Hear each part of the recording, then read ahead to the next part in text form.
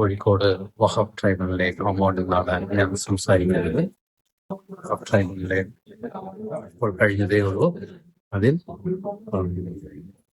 Order നമുക്ക് ലഭിച്ചതനുസരിച്ച് 1 മാസത്തിന്റെ ഉള്ളിലെ വഖഫ് ബോർഡ് നമ്മുടെ ഭൂമി പിടിച്ചെടുത്തതിന്റെ രേഖകൾ പ്രത്യേകമായിട്ട് നമുക്ക് നോട്ടീസ് നൽകിയിട്ടില്ല, സർവേ നടത്തിയിട്ടില്ല.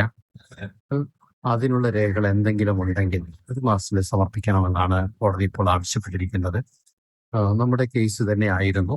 1993 മുതൽ വഖഫ് ആക്ട് അനുസരിച്ച് ആവശ്യപ്പെടുന്ന രേഖകൾ തന്നെ ഇല്ലാതെയാണ് നമ്മുടെ ഭൂമി 2019 അവരുടെ ആസ്തി പട്ടികയിൽ എഴുതി ചേർത്തിരിക്കുന്നത്. അപ്പോൾ ഇന്ന് നമുക്കൊരു നിർണായകമായ ഒരു ഓർഡറാണ് ലഭിച്ചിരിക്കുന്നത്. 1 മാസത്തിന്റെ ഉള്ളിൽ വഖഫ് ബോർഡ് അവരുടെ കയ്യിലുള്ള രേഖകൾ, ഈ ഭൂമി അവരെ ആസ്തി പട്ടികയിൽ എഴുതി ചേർക്കാനായിട്ട് അതിനുള്ള രേഖകൾ എന്തായിരുന്നു, അതെങ്കിൽ നോട്ടീസ് നമുക്ക് നൽകിയിട്ടുണ്ടോ, ഭൂമി അളന്ന് തിട്ടപ്പെടുത്തിയിട്ടുണ്ടോ എന്നുള്ള ആ രേഖകളൊക്കെ സമർപ്പിക്കാൻ ആവശ്യപ്പെട്ടിരിക്കുകയാണ്. ഈ അടുത്ത് വഖഫ് ട്രൈബ്യൂണൽ എറണാകുളത്ത് ജനുവരി 8-ാം തീയതി ആയിരിക്കും.